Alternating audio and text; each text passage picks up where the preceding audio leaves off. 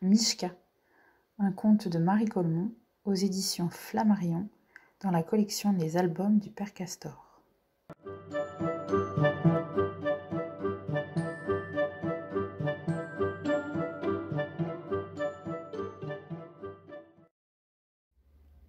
Mishka s'en allait dans la neige en tapant des talons.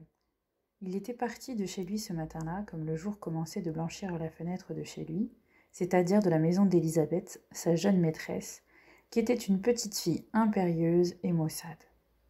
Lui, c'était un petit ours, en peluche, avec le dessous des pattes en velours rose, 2 boutons de bottine à la place des yeux, 3 points de laine à la place du nez. En se réveillant, il s'était senti tout triste et dégoûté. Élisabeth n'était pas gentille. Il lui fallait 25 joujoux à la fois pour l'amuser, et quand on avait cessé de lui plaire, il n'était pas rare qu'elle vous secouât et vous jetât d'un bout à l'autre de la pièce. Tant pis s'il lui restait une de vos pattes dans la main. « J'en ai assez d'être un jouet ici, » grognait Mishka en se frottant les yeux de ses poings. « Je suis un ours après tout.